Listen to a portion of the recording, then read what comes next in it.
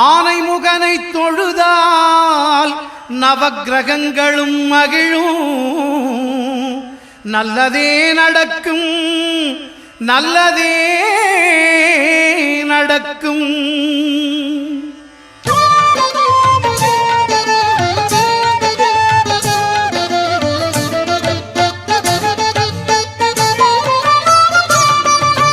ஒன்பது கோளும் ஒன்றாய் காண அங்கு கற்பகம் என்னும் கடவுளின் மெய்யில் ஒன்பது கோளும் ஒன்றாய் காண அங்கு கற்பகம் என்னும் கடவுளின் மெய்யில்